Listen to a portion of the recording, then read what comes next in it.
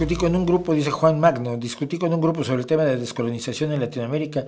Me parece un concepto tonto, pero para no ser yo el tonto me gustaría explorar otras opciones. Mira, América Latina fue una colonia. Los hispanistas dicen que no era colonia, era parte de España, pero no es cierto.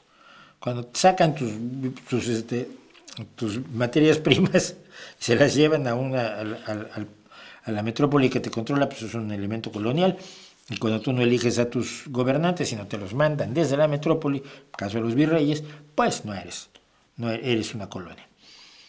Y ya no somos una colonia. México en 1810 proclamó su independencia, en 1821 la concluyó, y entonces hace más de 200 años que no somos colonia, México. España fue colonia, ni siquiera colonia, porque ahí sí sus gobernantes eran propios, pero España estuvo dominada por los musulmanes durante muchos años, 300. Pero esa idea de la colonización como fenómeno actual en lugares donde no hay una colonia es una metáfora, y es una metáfora muy perversa, porque pretende que las relaciones de poder que se dan en la actualidad dependan de las relaciones del pasado. Y entonces caemos en España pide a Italia que pida perdón por la conquista romana. No, ¿verdad? No, eso no pasó. Entonces, ¿cómo era? Que Italia pida, que Mongolia le pida perdón a Italia por la invasión de los bárbaros. ¿No? No era esa. Entonces,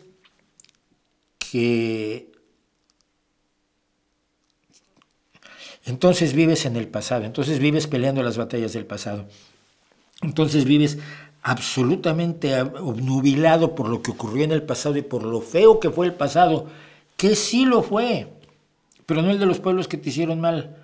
Le hicieron mal al que tú consideras tu pueblo, el tuyo tampoco era tan bueno. Eran igual de miserables, igual de crueles, igual de bestias, igual de brutales, igual de... No había un paraíso perdido, maravilloso, y una sociedad pastoril, así al estilo Juan Jacobo Rousseau, que fue destruida por los malvados que llegaron de fuera. No hay tal, en ningún lado no existe. Los seres humanos evolucionamos y en el pasado éramos todos más brutos, infinitamente más brutos, más crueles, más injustos, más inmorales. Sí. Entonces, esa obsesión posmoderna por la colonización y la descolonización, que siempre le ponen fronteras muy concretas, ¿no? Vamos a descolonizar México de los españoles. Vale, entonces dejamos de hablar español. No. ¿Por qué? Bueno, porque toda la obra literaria de México está en español, salvo los poetas del mundo azteca, rescatados por Miguel León Portilla. Pues la cultura mexicana está escrita en español. Entonces está colonizada. Bueno, sí, pero el idioma lo dejamos, ¿no? Bueno, vale. Entonces deja de comer todo lo que no era azteca. No, pues la gente comía mal, como no fuera Moctezuma, que comía venado.